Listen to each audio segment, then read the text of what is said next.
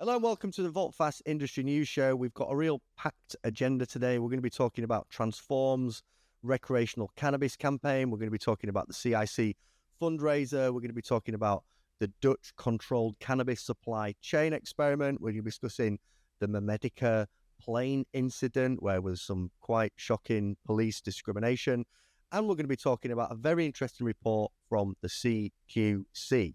Regular viewers of the show may be wondering why Katia looks somewhat different today. Well, Katia's moved on to another role. We wish her all the best. It's been absolutely amazing working with Katia. Thankfully, I've developed a great relationship with her, so we will see each other in the years to come. But you, the regular viewer, will be seeing some other faces on the Industry News Show over the coming months. We've got some new people coming in and joining us at Volteface, but in the meantime, I'm going to have a rotating door of guests join me on this Industry News Show. And today I'm delighted to be joined by Mike, who is the CEO of the Cannabis Industry Council, who's going to be giving some excellent input throughout the show. Mike, thanks so much for joining us, my friend, on this very, very hot day. Yeah, thanks for having me. No, yeah, absolutely. It would be nice to be outside in a beer garden or in a park, wherever it might be, but we'll have to manage. But, thanks for having me.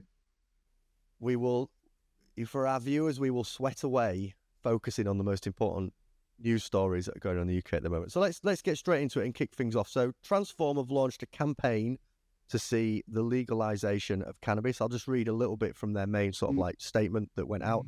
It says, cannabis reforms are accelerating across the globe. Now it's time for the UK. For more than 20 years, Transform has been a trailblazer in the global efforts to responsibly legalize and regulate recreational cannabis, with at the forefront playing an instrumental role in shaping cannabis regulations worldwide. So today they've launched an opportunity to achieve a legalized and regulated cannabis market in the UK. And crucially, to get it right, they need cannabis reforms to protect young people, prioritize health, social justice, and reduce crime. So they've launched a £50,000 fundraiser. This is welcome, Mike, as us working in the industry. This is something we see and think, well, that's great. We need more debate. We need more discussion around this. What are your kind of like main reflections and thoughts on seeing this the other week? Yeah, well, I suppose the first thing is, I don't know if you know this, Paul, but I wrote my dissertation on drug law reform, and I actually interviewed Steve Rolls from Transform as part of that. So, my interest in them goes back approaching 20 years now. It's a long time. So, obviously, they have a different agenda in some ways to the CIC, where I'm obviously working, but, they obviously do important work in supporting families and trying to press for change in their own way. So, it's important that it's good they're focusing on cannabis. So, wish them well. The debate has really sort of slowed down on recreational. I think a lot of us that were involved in those campaigns have put a lot of time and energy into it historically, have naturally kind of moved into roles that exist in medical. That's certainly been my journey from lobbying and advocating for not just more cannabis reform, but broader drug policy reform. My career has just kind of naturally moved into the medical space as that industry has continued to expand and establish itself. And yeah, it's great to see that discussion being driven forward and some kind of cries from the public to support it. One frustration I've had over the years is trying to get the industry to support something like this and trying to get the industry to help increase discussions and debate. But obviously, what that looks like and the relationship that like the parameters by which the industry can help can be limiting and complicated. I guess the like main thing from my side on this is I hope that the suggested models that are put forward are ones which can help move consumers from the illicit market to the legal one. And I think that's always where the biggest tension point sits with any suggested campaigns or models of regulation. Sometimes if you focus too much on certain areas, you miss the importance of consumer habits and behaviours and how a successful market that moves people from an illicit one to a legal one is that pathway has to be attractive for the consumer. They have to like see products that entice them and they think, wow, it makes total sense to me to move to the legal market. And I think sometimes when you come down too heavy on the side of regulation, it can hinder that process, right? Really heavy marketing restrictions, loads of bureaucracy, loads of supply chain challenges can result in consumers going, I'm just going to stay on the illicit market. So, but I'm sure that's something that's considered in this in this, if they're sort of looking at policy and models that have worked. I'm sure it's something they think about and explore in the report. Yeah, I mean, I think when you're creating a model, you need to sort of work backwards from what your objective is, and if the objective in this case is to try to remove the existence of the illicit market, you've got to think, well, how do we go about achieving that, and what are the economics of that? And you talk about regulation. There's obviously tax as well. It's just basic economics. If you don't get those right, then the illicit market would continue if you're pursuing this approach. So, that has to be part of your discussion. Otherwise, you're not actually trying to actually achieve the stated objective that you put forward. Yeah, agree 100%. And there are some interesting reflections now, I think, with Canada, where it is, as to what didn't work in those first few years with Canada and why there was such a slow uptake, why there weren't people kind of, rushing over to access the legal market when they could still very easily access the illegal. So I guess the more evidence that's built of these models, the easier it is to suggest policy which quickly makes that happen. I just hope that consumers are in there. Do you know what I mean? It's a piece of work that considers consumers and what they want and what they should be able to get. But that's great. It's important to see. And if I'll put a link in the description, and if it's on Twitter, I'll put a link below, so if people want to go and learn more about that campaign and support it, they can click the link and do so. But yeah, hoping to see that create more discussion and debate. Even if some of that debate is from the industry looking at it and saying, I'm not sure that'd work on our end. That's good. Like there is any debate and discussion on recreational cannabis, on adult use cannabis, as some people would rather it be called, at this stage could only be a good thing, right? Even if it's something that the industry look at and go, I'm not sure that would work. Well, that's fine. Go start a positive conversation of engagement and start that chat, because right now there isn't a great deal in the UK. Yeah, and I mean, on our side at CIC, I mean, we don't advocate for adult use, and at the moment we're looking at medical. And one of the key reasons you mentioned Canada, Paul, is obviously when you look at is the right investment happening into getting the right medicines to kids and others? Is the right R&D happening to make sure that sector grows? And those types of issues haven't been addressed in the UK yet. So I suppose that's where we're coming from at the moment. But it's totally legitimate that Transform wants to pursue this, and wish them well with it. Yeah, same. We wish them well. Right, the CIC fundraiser gives a little bit of an update on how that's going, Mike, and a quick overview of what you're raising for, what the focus is.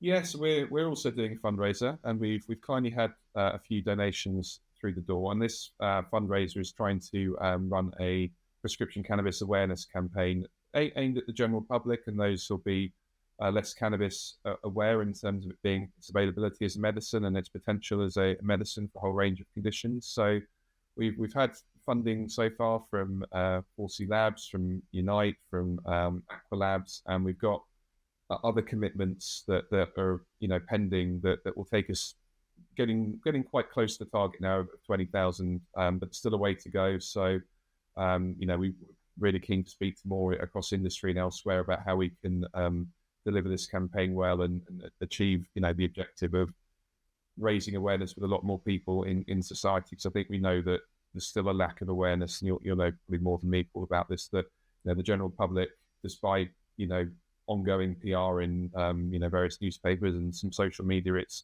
still not out there.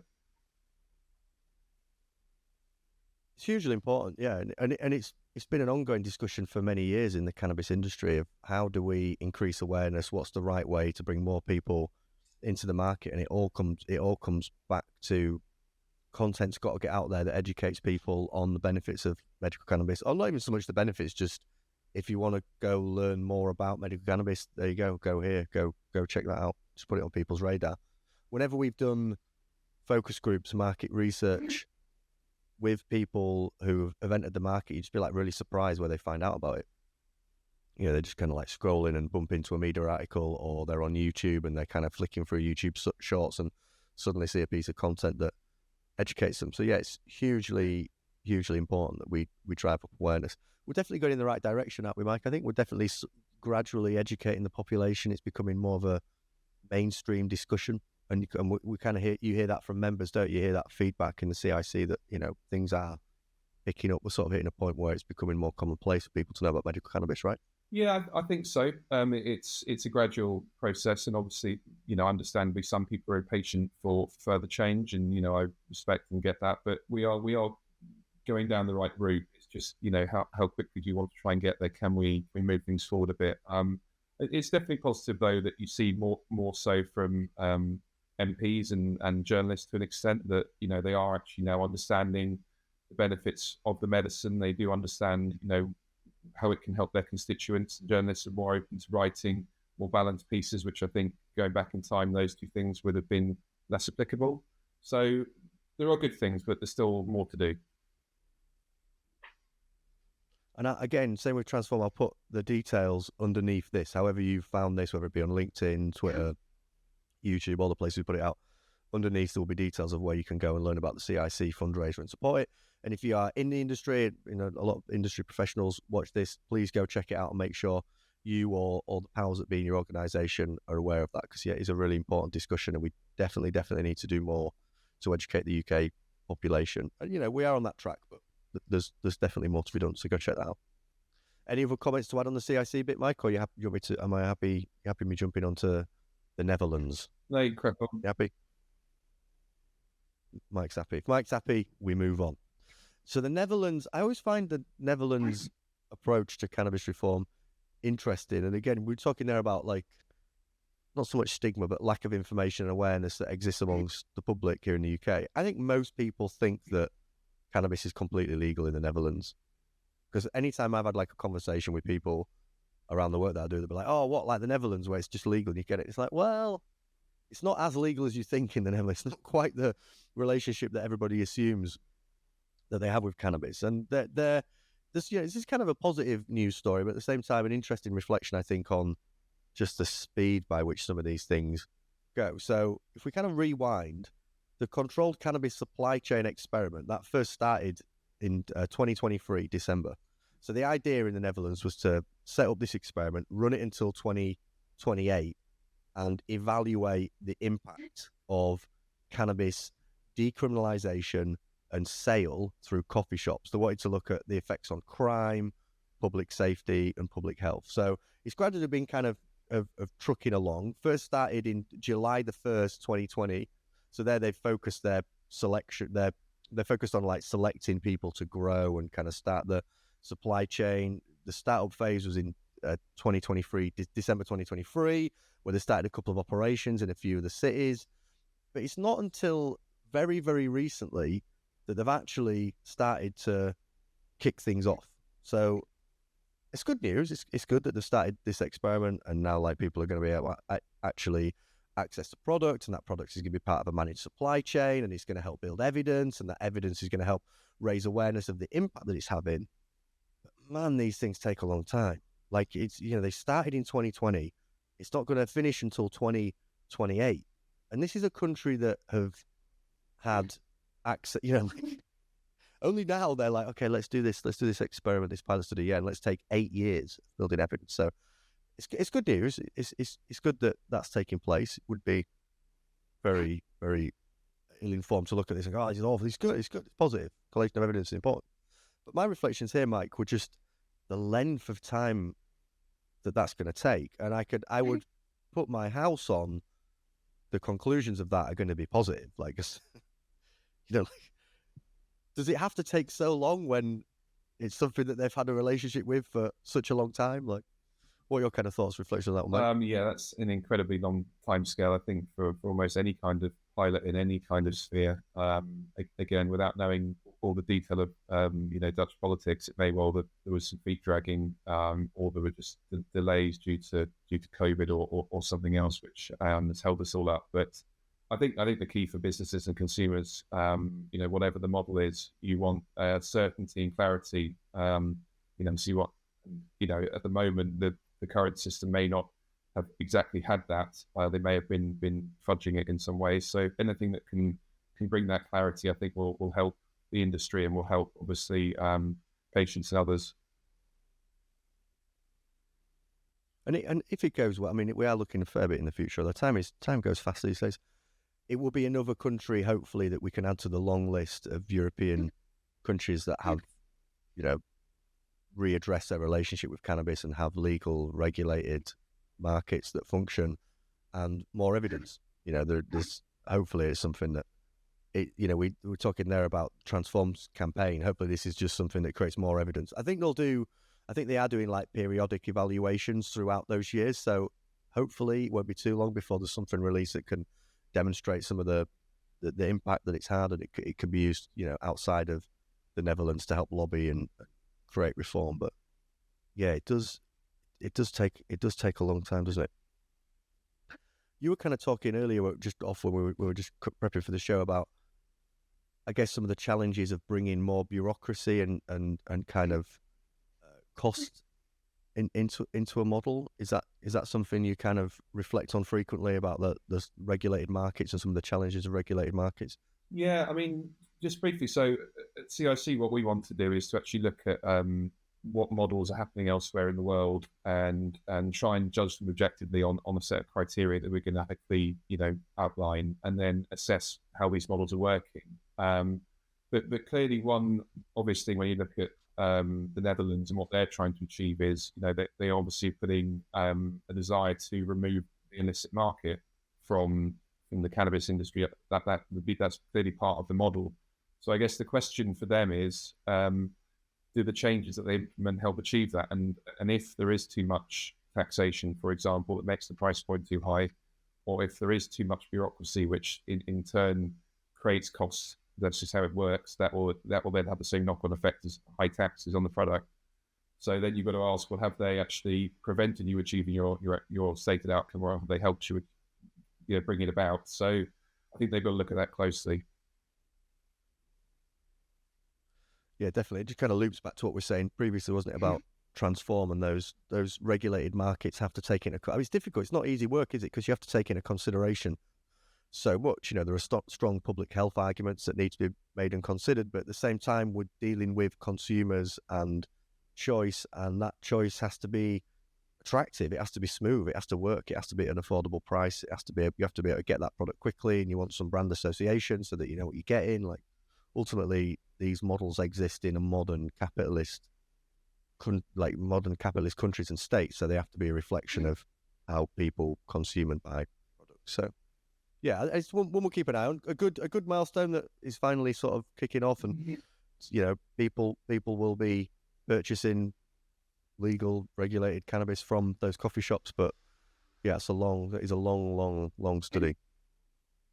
This next one's very interesting, and sort of, I'll get it up on my phone because I'm going to read out the sort of statement, but the timing of it was quite interesting because I recently did a talk. There was a lot of us, actually. There was a bunch of CIC people as well, like, talking at the Public Policy Exchange, and I was speaking about police discrimination and about how legalization happened in 2018, but we're still dealing with patients having medication taken from them. We're still dealing with like criminalization and stigmatization of people who are accessing a completely legal prescription, and this kind of happened in and around me doing that talk. I think it was just before I did the talk. So I'll read the statement directly from John Robson's Instagram, because it kind of gives an account of what took place. So I'm just reading directly from John's statement. So, for work, I regularly travel internationally to meet with suppliers and business partners. I'm fully aware of legalities around traveling with legally prescribed medical cannabis.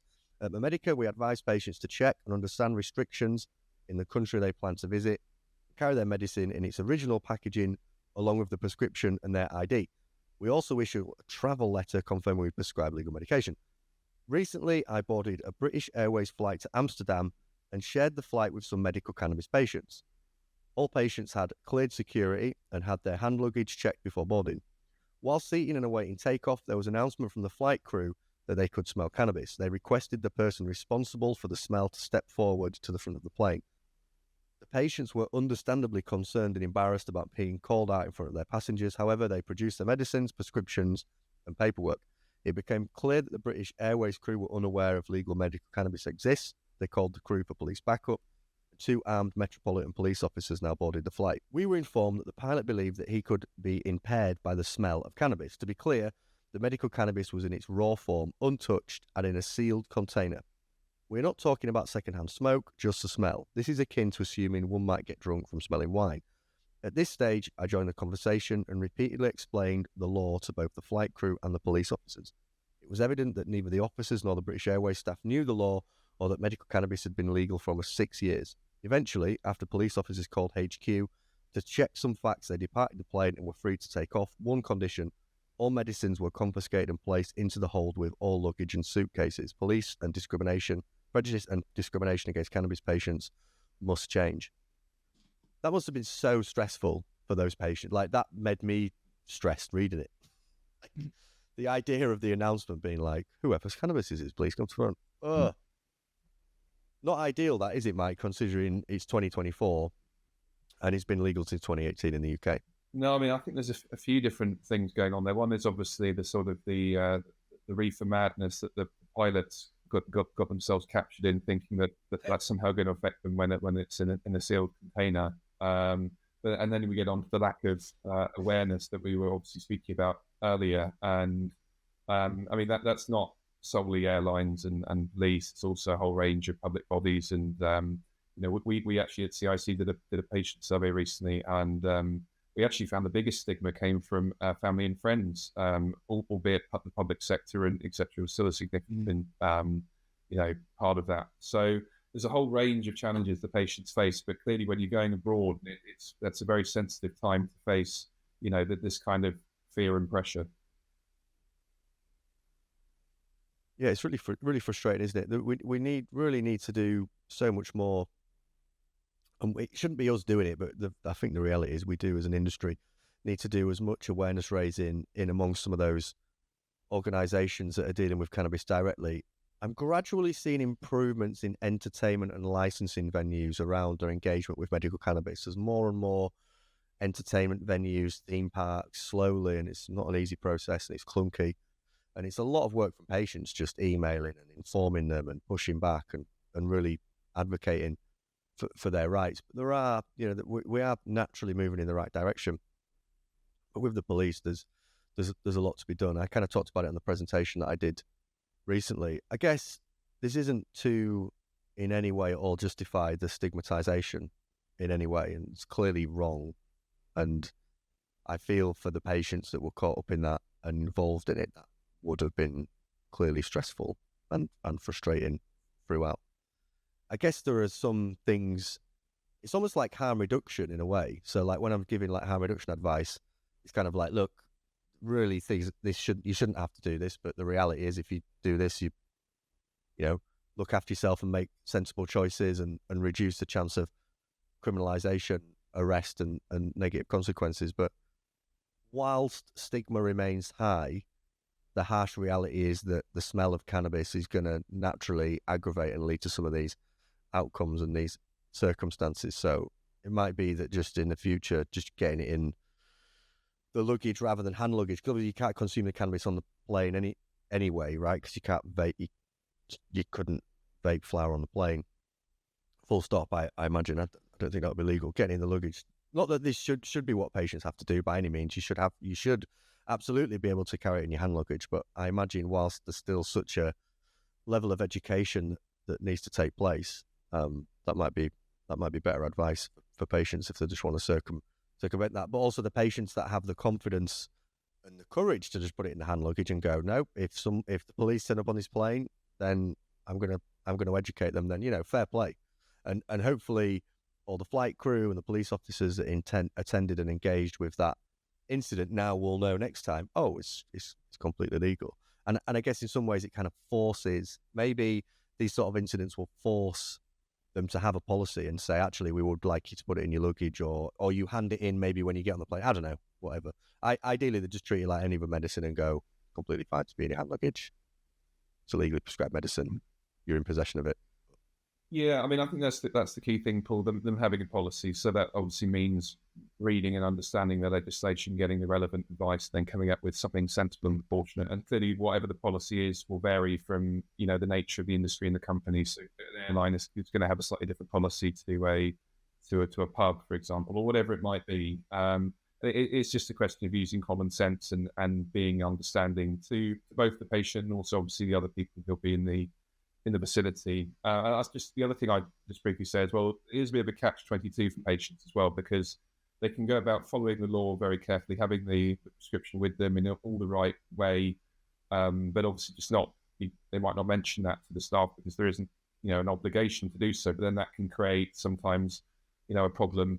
On the other hand, if you do mention it in advance and try to be upfront and try and be helpful and try and understand what the policy is, that then can create a whole, unknown of questions and complexity and confusion and it's very hard for them to know what's the right thing to do. And that's why the policies are really important. Get them online and everybody should be thinking about that. Yeah, 100%. It also highlights, I guess, one of the unique elements to cannabis medication that is just another barrier challenge we have to deal with, and that is that it does have a smell. It does have a distinct smell, which you wouldn't get with any other medications, right? People put whatever Valium in the bag. Lots of people fly with Valium because they're nervous, stressed about Valium, or they just prescribed it, but it has a zero smell. Same classification illicitly as cannabis, Class B drug, but it has no smell, so it just sits in the bag. No one's worried, but kind of, what's that smell?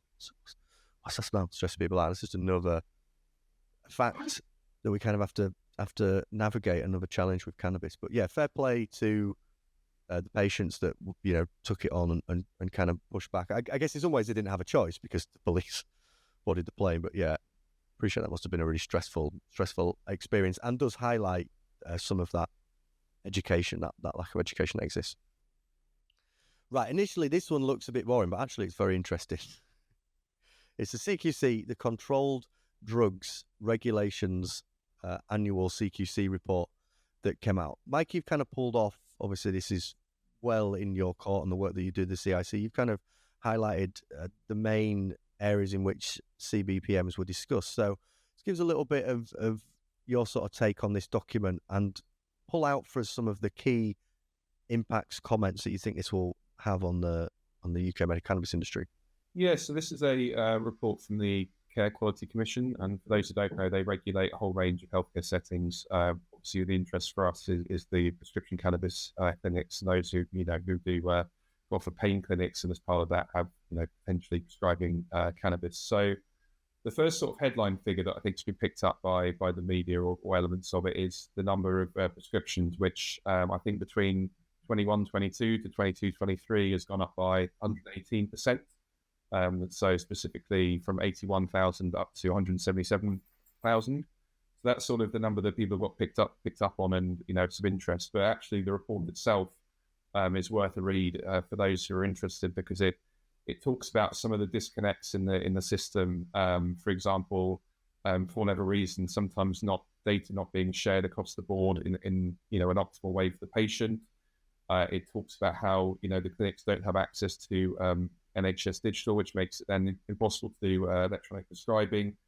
And it also talks about the fact that it's been over 5 years now since the legislation was changed to allow medical cannabis, and should now be a sort of comprehensive look at where we are from a multi-agency approach across government. So in some ways, that these sort of things should be welcomed. I think the key for us is to make sure that they speak to all the key people and actually hear, the touch points in industry, because I mentioned e-prescribing there. Also, GPs are unable to prescribe. Clearly, if they were part of the network of prescribing, they would be far more integrated with the decisions being taken by private clinics, for example. Yeah, 100%. Both me and you have talked a lot, haven't we, the past few years about GP prescribing, about how that could really change the landscape and get us up to speed with other jurisdictions that have changed their legislation on cannabis. What do you think the impact of this is going to be, Mike? Is there anything in here that suggests or highlights what we might expect from the CQC, or sort of any upcoming inquiries or discussions around CBPMs? Because it feels like, because in 2018 the legislation was so knee-jerk, lots of organisations and groups, police included, as we've just been talking about, have taken their time to adjust and come to terms with it. Is there anything in here that kind of highlights any future changes or considerations? Yeah, well, I think the first thing, on a practical basis, I'd suggest clinics and pharmacies take a look at this document, because actually, on one of the pages, it actually provides 6 bullet points where it recommends those involved in the prescription process should be seeking to follow and seek to implement within their sort of policy. So those are clearly things that they're going to start looking at more closely and wanting to be sure that